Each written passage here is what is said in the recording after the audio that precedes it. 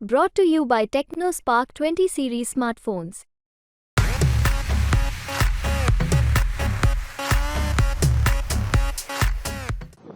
मुंबई तक वर आज एक विशेष व्यक्ती आहेत. ते भाजपाचे कॅन्डिडेट्स आहेत, पण मुंबईत नाही, इथे जौनपूरमध्ये पूर्व उत्तर प्रदेशमध्ये भाजपाचे जे कॅन्डिडेट आहेत, बीजेपीचे कॅन्डिडेट कृपाशंकर सिंग, पूर्व मुंबई काँग्रेसचे अध्यक्ष, आता ते भाजपात आहेत आणि मराठी अजून विसरला की आता फक्त भोजपुरी कधी विसरणार नाही. मराठी फक्त भाषा नव्हे, मराठी एक संस्कृती आहे.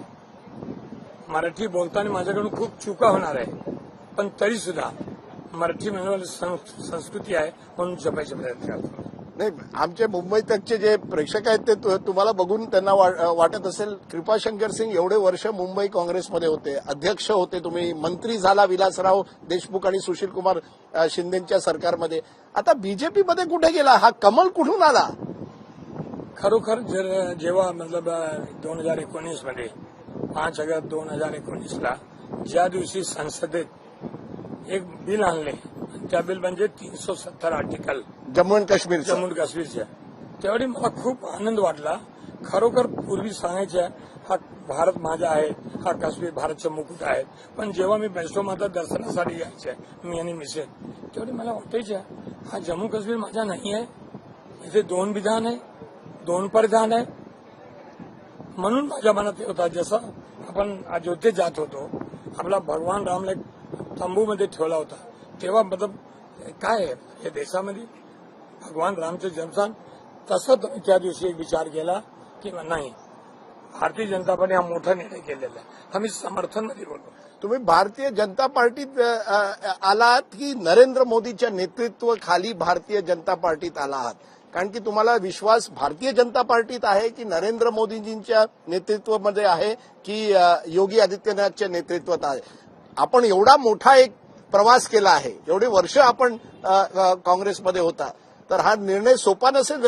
सोपा नव्हता, खरोखर सोपा नव्हता. सोपं नव्हता. मला वाटत होता. तुमचे एवढे मित्र आहेत काँग्रेसमध्ये सगळे, आहेत अजूनही आहेत की नाही? मित्र आहेत, मित्र असतात. फोन करता का त्यांना? फोन करतात, भेटतात, सगळे असतात. मोदीजींना सांगितलं की माझे मित्र आहेत तुझे? मोदीजी प्रत्येक वेळी सांगतात की हा माझा मित्र आहे, शरद पवार साहेब माझे मित्र आहेत. म्हणजे मित्र आहेत, अजूनही मित्र आहेत तुमचे काँग्रेसमध्ये? आहेत, खूप आहे. फरक काय आहे तुम्हाला काँग्रेस आणि भारतीय जनता पार्टी, तुम्हाला फरक काय दिसतो? सर्वात मोठा फरक काय? सर्वात मोठा फरक आहे की भारतीय जनता पार्टीच्या नेतृत्वाखाली राष्ट्र प्रथम, पक्ष दुसरी ठिकाणी काँग्रेस पक्षामध्ये आणि इतर पक्षामध्ये. त्यांना राष्ट्र जर प्रथम असतील तर त्या दिवशी खरोखर स्वागत केलं पाहिजे होतं पार्लमेंटमध्ये. म्हणजे तुम्ही सत्तेसाठी भाजपेत बीजेपीमध्ये नाही आलात? कारण की तुमचे विरोधी म्हणतात बीजेपी वॉशिंग मशीन झाली आहे, त्यांच्यावर आरोप असतात, काँग्रेसमध्ये सगळे भाजपात येतात. तुमचं तसं नाहीये, तुम्ही म्हणता सत्तेसाठी तुम्ही नाही आलात? नाही, सत्तेसाठी कधी मी कुठलाही तडजोड केली नाही. पण मी सांगतो तुम्हाला की त्या दिवशी मला खूप आनंद वाटला आणि दुःख पण वाटलं. हे काँग्रेस पक्ष झाला काय आणि मी सोडलो. कारण की सोनिया गांधीच्या तुम्ही खूप जवळ होते, खूप विश्वास होता, अहमद पटेलच्या जवळचे होते. मग आम्ही जेव्हा पत्र दिले, मला वाटत होता हा पत्राचे सन्मान कुठेतरी करतील. मी एवढं सांगितलं, तुम्ही जनमत संग्रह करा. जनमत एकत्र केला आणि त्यामध्ये तुम्हाला वाटला की आर्टिकल 370च्या विरुद्ध जायला पाहिजे होता का माझा सपोर्ट केला पाहिजे, नाही केले. त्यांनी उत्तर पण दिलं नाही, तुमच्या पत्राचं उत्तर दिलं नाही. म्हणजे सोनिया गांधीच्या विरोधात तुम्हाला काही नाहीये, राहुल गांधींनी ज्या प्रकारची काँग्रेस केली त्याच्या विरोधात आर्टिकल 370. एक मला शेवटी सांगा, तुम्ही 1971 साली जौनपूर सोडून मुंबईला जाता. सुरुवातीला काय तुम्ही म्हणजे एका लहान किराण्याच्या दुकानावर काम केलं आणि तिथून तुम्ही आज एक मोठे नेते झालात. तिथे गेल्यानंतर मी रसल फार्मास्युटिकल कंपनी म्हणजे सोफ्रामायसिन स्टीम, त्यामध्ये माझी नोकरी लागली आणि मध्ये मला परमनंट न करता ब्रेक दिले. माझे मोठे बंधू तिथे, त्यांच्या किराणाचा शॉप होता. मला वाटत होता आणि माझी एक जिद्द होती की मुंबईमध्ये गेल्यानंतर आमची नोकरी परमनंट झालीच, नंतरच मी 5 वर्ष घरी आलो नाही. मी 5 वर्ष तुम्ही परत आला नाही. तुम्ही इथेच जौनपूरचेच आहात. मुंबईत थांबले मी. हा, पण तुम्ही मूळ तुमचं जौनपूर. जौनपूर. 5 वर्ष तुम्ही मुंबईत गेला. आणि तुम्हाला सांगतो, तुम्हाला आश्चर्य वाटेल, आता माझी मुलगी तुम्हाला सुनीता मला भेटली. मी गेल्यानंतर 8 महिन्यानंतर जी जन्म झाला, 3 वर्ष मी जाऊ शकलो नाही घरी याला बघायला. म्हणजे तुमचा एक मोठा इतिहास, एक कनेक्शन मुंबई बरोबर तुमचा जुना कनेक्शन आहे. आहे. तर तुम्ही मुंबईकर आहात की जौनपूरचे आहात? नाही, मुंबईकर असताना आम्ही जौनपुरी आहेत. आम्ही जौनपुरी आहे. तुम्ही जौनपुरी आहात. हा, पण मुंबईची संस्कृती, मुंबईने दिलेला एवढा प्रेम, मुंबईने दिलेलं सर्व, मुंबईने नोकरी दिली, मुंबईने सन्मान दिला, मुंबईने मोठा केला, तर मुंबईला कधी विसरू शकत नाही. तुमची मराठी तुम्ही विसरणार नाही ना? मराठी विसरणार आणि मराठी संस्कृती विसरणार नाही. तर तुम्ही मुंबईला येणार की नाही आम्हाला भेटायला? जर तुम्ही उद्या इलेक्शन जिंकला तर तुम्ही लोकसभेत जाणार. मुंबईला येणार की नाही अधूनमधून? तुमचं घर आहे अजून मुंबईत. जसं कधी कधी मी जौनपूरला येत होतो, तसं मी कधी मुंबईला येणार नाही.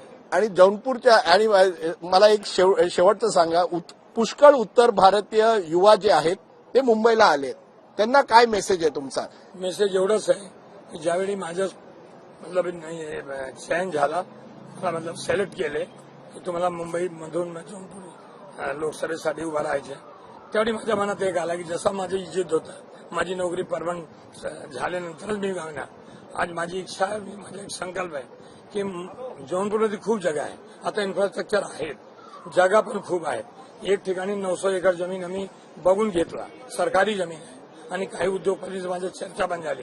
जरी मी इलेक्शनमध्ये आहे तरी माझं हा काम चालू आहे. आणि तो इंडस्ट्री झाल्यानंतर मला वाटतं जौनपूरच्या लोकांसाठी कधीही त्यांना नोकरीसाठी दुसरा सारा जाणार नाही. कृपाशंकरजी, आपण मुंबई तकशी बोलला, याबद्दल खूप खूप मला धन्यवाद तुम्हाला द्यायचा आहे. कारण की मला माहिती आहे की तुम्ही प्रचारमध्ये आहात, पण तुम्ही मराठीत बोलला. या कारणामुळे मी म्हणालो की आमच्या प्रेक्षकांना हे पण कळायला पाहिजे की उत्तर प्रदेश आणि मुंबईत तेवढी मोठी डिवाइड नाहीये. होणार नाही ना? नाही. मुंबई गेल्यानंतर ज्या लोकांनी मुंबईत गेले परत कुठेतरी जाते. पण तुम्हाला सांगतो मी की मुंबईमध्ये राहणारा मुंबई कधी विसरू शकत नाही. मुंबई आणि युपीचं दिल म्हणजे आहे ना.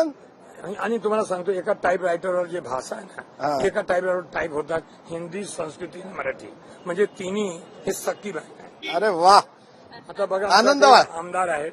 नमस्कार, कैसे हैं? चलिए, बहुत बढ़िया. जौनपुर में स्वागत है. Thank you. मैं टीवी में देखता रहता हूँ, लेकिन आज जौनपुर में देखने का अवसर मिला. आपको मराठी मालूम है कि नहीं? मराठी तो नहीं. इनको भी सिखाइए थोड़ी मराठी. गिरीश चंद्र यादव जी मिनिस्टर हैं. नमस्कार. और खेल मंत्री हैं. नमस्कार. जौनपुर से सांसद हैं. नमस्कार. ये हमारे जिला भारतीय जनता पार्टी नमस्कार. नमस्कार. सुरेंद्र सिंह. नमस्कार. मिले थे बेबी. तो ये आपकी नई एक तरह से मैं क्या कहूँ, नया परिवार है? नहीं, ये पुराना परिवार.